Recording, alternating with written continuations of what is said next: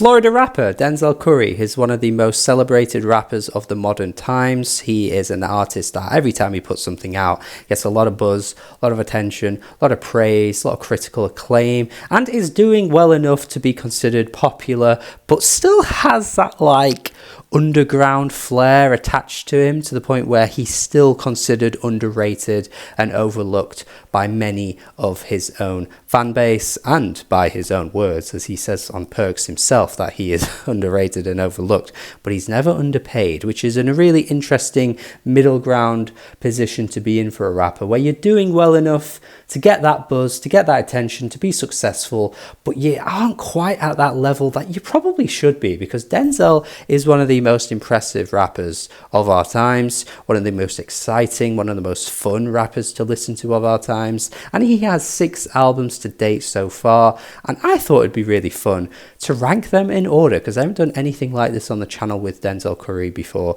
and I thought it'd be great. And recently I've had a bit of a resurgence with listening to him. I've been really enjoying some of his material that I used to think was just okay, but suddenly it's grown on me quite a bit. So now's the time to put that into a nice, clean 6 album ranking for you guys and for everybody to debate and compare their own lists in the comments as well. He's a really interesting rapper to discuss. He's fun to talk about with your friends. There's always something to say. There's always something interesting to look at whatever album he puts out, even EPs that he's put out as well. There's always a narrative, there's always a conversation to be had, even if he's not, you know, putting out his best material every single time.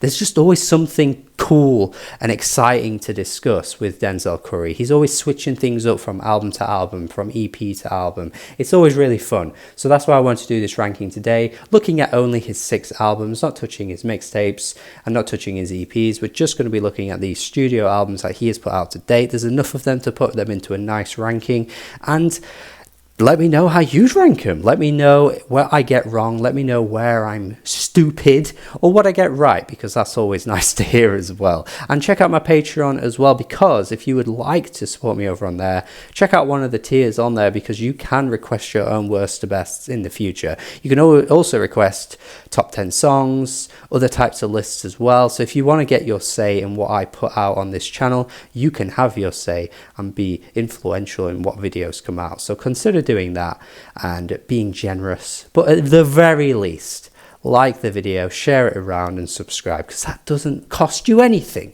It's just putting this channel out there and putting these videos out there, especially if you like the video as well. I would love to see you do that. So let's get on with it. At number 6 we have got I am not an emo rapper and I ain't no fucking herd, nigga. I was whooping ass since. Look, there's always one of 2 ways this can go. You put the most recent album at the bottom of the list and everyone goes, "You haven't given it enough time, let it sit with you. I promise you it'll be higher up if you give it more time."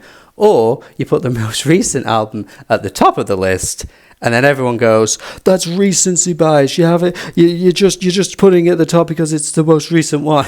I know how you guys roll around here. There's no winning, and I will concede and say that this could grow on me in the future. That is very possible, especially with Denzel Curry. More often than not, with other artists comparatively, Denzel does tend to be an artist for me personally, where if I sit with an album for long periods of time and go back to it months later, they do grow. So King of Mischievous South could very much be a grower. We could see that happen. But for now, for me personally, I'm just not really on board with it. I feel like the beats don't really go all that hard. I can see where he's coming from. I can see that he's very much giving us that classic Memphis sound, perhaps that he's wanting to kind of like sort of circle back to from the early days of his career, and I'm okay with that, but I just don't find the production to be all that memorable. I don't really feel like there's that many memorable Denzel moments. Like every single Denzel album, regardless of how I feel about it, regardless if I come out of it thinking it's great or thinking it's just okay or whatever, there's like gotta be at least a couple of tracks where Denzel just has that moment. He just has that shining moment, like an Olympic athlete, like just taking that moment and just showing the world what he can do. And this album, I just don't feel has it. Like, what's the one verse? What's the one hook? What's the one moment? What's the one quotable line that stands out to me? I don't know if it has one. I'm just a bit baffled by this. He's kind of outshined by most of the features as well. You know, that Mexican OT, I think, is one of the more, you know, talked about features on the whole thing, and almost everyone I've seen talk about it say that he kind of washed Denzel on that track. I also think Ski Master Slump God has one of the best moments on the album too, which I'm quite surprised about, because I did give that Ski Mask album from this year a listen and I thought it was pretty mediocre. Like, that didn't stand out to me whatsoever, and yet on a Denzel album he has one of the best verses, which I think's kind of mad. But yeah, just think the hooks and the singing from some of the features, you know, Juicy J, Ty Dolla $ign, those two can be very hit and miss for me. I think they're a bit of a miss on this album too. I just find very little to take from it. I'm appreciative of him kind of, you know, letting the features take the spotlight, putting a lot of names on, but even those features don't always stand out that much, and it's not like I'm going to be rushing to check out any of these newer names anytime soon, because I don't think they really provide amazing moments. So yeah, a bit of a hot take here, perhaps a bit of a controversial one, because I've seen a lot of people love this album, but I actually think it's his worst to date. I think it's pretty mediocre. I'm willing to give it time, come back to it in 6 months and be proven wrong. It could grow on me, I'm willing to say that, but for now, as of this moment, I think it's the bottom of the list on his discography quite easily. And well, in terms of Memphis style production, there is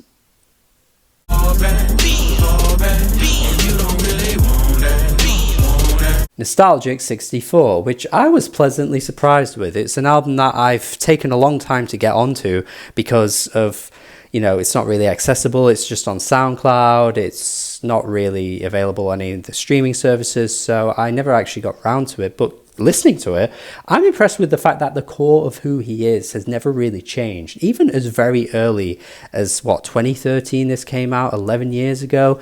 Me and Denzel are like the same age. There's like a month apart between us, which is kind of crazy. And he was making this 11 years ago while I was like flailing around, not really knowing what I wanted to do with my life or anything really. And yet he was putting out this. Some people just have it in them to do more than others, I guess. But yeah, anyway, the core of who he is has never really changed. He's always had that style, his rapping style. The production is really great on some of these tracks. Dark, Violent Times, 2 tracks with incredibly menacing production. You've got Parents with the pretty funny hook, which I enjoy, with the kind of your mama ain't shit, your daddy ain't shit, which ends up being a call back later on with the track Ricky, which he puts that same bit into the Ricky track, which is obviously kind of full circle moment to this, which is pretty cool. The Lil Ugly Mane feature I think is really nice. It adds again that Memphis style, which is just so pure, and throughout this album it just really stands out in a raw and rugged way, which I like. Benz, this is my favorite track. Benz production goes so hard, one of the hardest produced beats he's ever rapped over. That includes all of his albums. I'm going as far to say that. Really underrated stuff here from Denzel. I think, yeah, sure, it still lands at 5 on my overall ranking, but it doesn't mean to say that it's not good. It's definitely better in terms of the Memphis style than what he was doing on his most recent album, in my opinion. And yeah, it goes a little underrated. Like Me. I want to mention that track too, because this is really soulful. You see so early on that there's so many styles and kind of like avenues he can go down, because he gives you that kind of hard banger production, he gives you some of that trap production, he gives you some of that Memphis sound, and then also, Like Me, coming towards the end of the album, is this like really soulful jam, which has the Stephen A. Clark feature, which makes it sound like something the Roots would make, which is mad.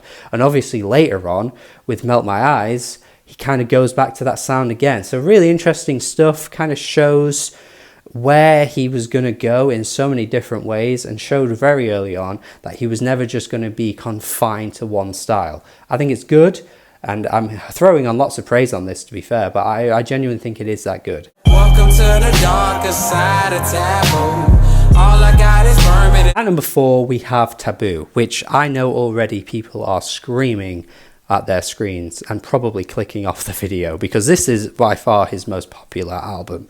by quite a distance, I would say. And it is very much considered his best by many as well. Like, it really is considered that good by so many. And I know people will be looking at this thinking, how is it not at least top 2? Because some people will probably have it at number 1. But I've just got to say, I think if we're going to use the word overrated, which I don't really like using, but I did just use underrated for describing Nostalgic 64, I think if we're going to talk about his most overrated album, I've got to say it's this one. Now, specifically, on the Rate Your Music trap charts I want to bring up right now, this is the second highest trap album of all time on that website. Now, trap is generally a mixtape genre, so it doesn't include all the mixtapes. But if you're just looking at trap albums, this is the second highest rated one of all time. First of all, I want to point out that this technically could not be called a trap album. Yes, there are trap elements for sure, but through and through, start to finish, I don't think Denzel Curry would call this a trap album. I think we've got a bit of an ego situation going on here with Tyler, the Creator, where it's like people are calling it one thing, but honestly, it might not really fit the whole collective album here to call it just trap. And secondly, this is higher than any Future album. This is higher than any Chief Keef, any Young Nudie, Pierre Bourne's most recent stuff, which has been pretty overlooked, I would say. I would put higher than this. Like, there's so many brilliant trap albums that should be higher than this, man. I'm so sorry. But yeah, even if we're taking that aside, I just feel like the concept isn't fulfilled. Like, it's structured in a way that makes you feel like you're getting this huge grandiose style that all kind of ties together, and I just don't know if it does. I don't think his vision was quite executed the best he could have been on this album. I feel like there is something there, but it just doesn't quite work. And I feel frustrated whenever I listen to this album because there's so much about it that feels so good. Like, so good. There's an idea there. There's a vision there. There's something that feels so, like, classic about it. And yet when you listen to the tracks and you hear some of the hooks and you hear some of the production that just doesn't quite hit all the time, I'm just, like, always a bit like, this is frustrating. But you've got Black Balloons, which is great. You know, you've got Perks, you've got Sumo, you've got Super Saiyan, you've got Vengeance, all like hard, like dirty, grimy bangers, which are fantastic. But it's just kind of what comes in between all that I just don't think really works. Mad, I Got It, I think is a track that kind of feels a bit choppy. The structure and the flow of it feels a little disjointed, doesn't quite work. I feel like Sirens is good actually, but there's that line, what's the line I wrote down, where he does the whole Donald Trump Donald Duck thing, which I think is a bit lame. It's just like, come on. I guess at the time he made this album that might have been, you know, more of like a ooh, because, you know, Donald Trump was president at the time. But it's just like a few lines here and there that he comes out with. Some of the lyrics, you know, Clout Cobain, I feel as though it doesn't quite work for me, where he does the whole Kurt Cobain reference. It feels like it's all meant to be this huge metaphor and link and comparison that I just don't find really works. Yeah, it's a good album. It really is a good album, despite the fact that I am speaking about it in a negative way. And I have got it at 4th, but I don't want to take away from the fact that it is good. I just think there's so much about it that just feels a bit choppy, feels a bit disjointed, doesn't come together, and I'm just always left feeling like, this could have been something special, and yet it isn't.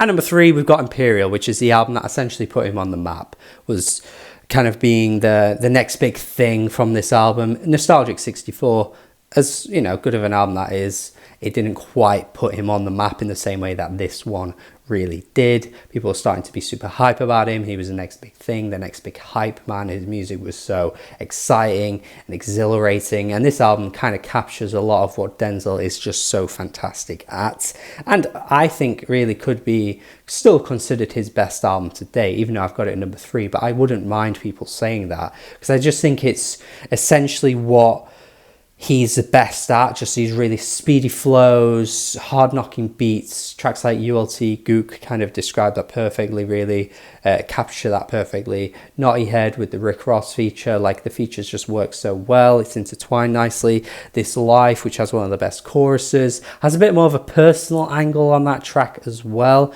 which I think again kind of captures some of his unique sides that he manages to weave into his music and does so nicely. Yeah, just lots of really hype, just like, just makes you kind of go, each time you listen to the tracks. If Tomorrow's Not Here, kind of got the wavy Isaiah Rashad feel to it. It's got a nice vibe, which I really like, but for the most part, the album just kind of comes in, hits you in the face, and doesn't give you much time to think about it because Denzel's just rapping so speedily throughout. So enjoyable, so good. I will say something about it doesn't quite stick the landing. Like whenever I finish listening to it, I'm not absolutely eager to sit through the whole thing again, which I would say the next two Denzel albums do have that quality to them, which is why for me this one lands in at number 3. But regardless, still very good. Don't start none, won't be none.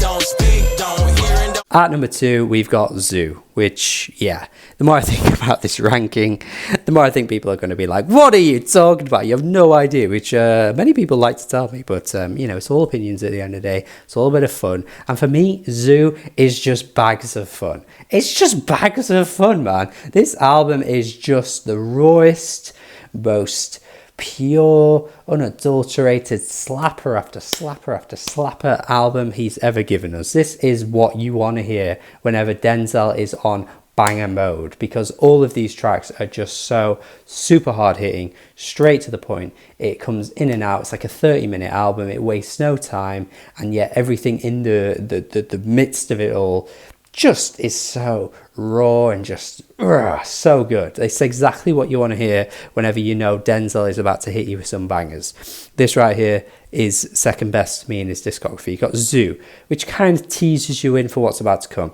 It nicely sets you up for the tracks that are about to hit you. Ricky, what a banger this one is, man. The callback to Parents, which I've already mentioned, the kind of funny like life advice that he throws in on here, just so good. Chorus hits so hard. Birds, which is the hardest beat he's ever rapped over. This beat is absolutely filthy, man. It is disgusting. It shouldn't exist. It feels so anxiety inducing. It's just so ugh. Oh my god. The Rick Ross feature comes back again. Perfect. Fits perfectly on this one. He does not put a foot wrong here. He's just the exact rapper you needed for this beat. It's absolutely outrageous, this one. You got Automatic, which I will say highlights some of the flaws of the album, which are the lyrical flaws, which for me, kind of come in the fact that he makes a few similes and lines that flub a little bit, because I think for this album he's essentially just kind of freestyling a lot of it. He isn't really writing a lot of his rhymes down, which I think for the fact that the quality of the album comes out as good as it does is impressive, but it also ends up being a bit of a flaw for the album, because sometimes you come out with things like used to be on LSD but now my life's a trip, which is just a bit lame, really. I think Denzel sometimes holds himself back with his writing. I think he could be much stronger, but like I say, for the fact that this album is just meant to be fun, really balls to the wall bangers, most of the lyrics are pretty fine. It's just every now and then it kind of comes out a bit awkwardly. Shake 88 with the shake your ass type hook thing. The way I've just said it in that British accent didn't probably make it sound as cool, but I still think that's a little weak as well. Probably could have come through with something a bit better. But Speedboat, just snappy, punchy, essentially defines the album, this track, really. Just nothing really wasted. Everything's just kind of straight to the point, punchy, bang, bang, bang, bang, bang, and it's so fun. This is his second best album to me, and I know some people will question that because obviously it's above Imperial, and especially it's above Taboo. But I don't know, man.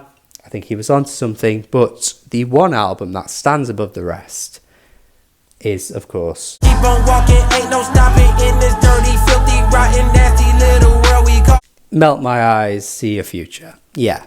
It's hitting a point where it's becoming harder and harder for me to see how this isn't just his best album, and possibly one of the hardest albums you could have to top, because it's like, man, he gave us everything on this album. He gave us different styles of production, which I already said with Nostalgic 64, that he showed us early on there were different avenues, there were different paths he could walk down and give you different styles that he can do well. But Melt My Eyes, See Your Future, coming like what, 9 years later, really shows that he's matured so much. He can do this even better than he ever has done before, while also maintaining such a nice lyrical angle throughout most of the album, where you've got so many of these tracks touching on like the atrocities and the difficulties of living in America as a black man. You know, you've got Worst Comes to Worst, you've got The Last, Worst Comes to Worst, where he says the line, worst comes to worst, I hope my soul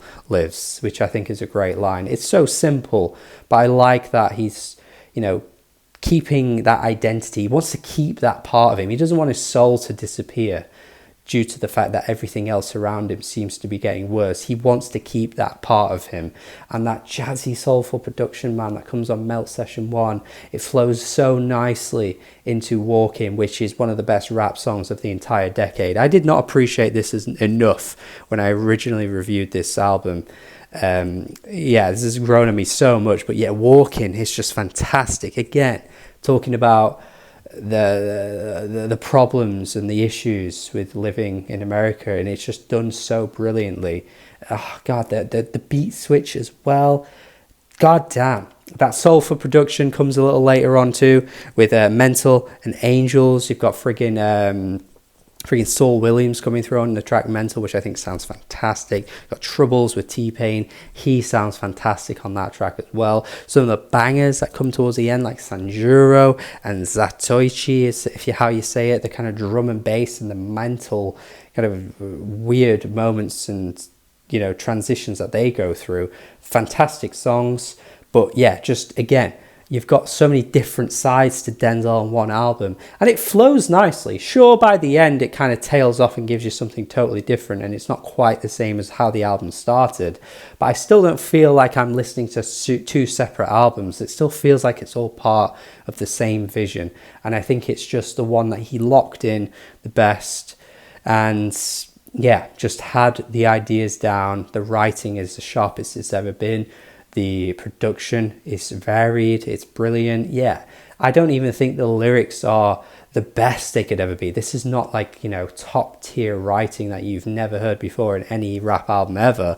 But I just think Denzel was at his A game with his writing here. And I still think it's toppable. Like, I think he could still go on to give us a concept album in the form of Taboo, or even in some of the personal political angles that some of this album comes through with as well, and kind of combine both of those worlds and put out his best to date. But up until now, I think this is the best we've gotten, and I think it's so replayable, it's so enjoyable, this album. And yeah, like I say, it just gives you so much of what Denzel has to offer, and for me, it's number one in his albums. It's the best thing he's put out to date. Let me know your thoughts on my ranking. Do you agree with me? Do you disagree with me? I would love to see in the comments. Please comment, please share, please like the video, subscribe for more videos like this. Even if you don't agree with me, I've brought you some exciting, interesting opinions here that I'm sure you guys can at least appreciate. So would love to see you stick around. If you're feeling very generous, check out my Patreon as well, because you guys can decide what I do next in this series. Yeah, subscribe, have a good day. Tell me your ranking in the comments. Goodbye.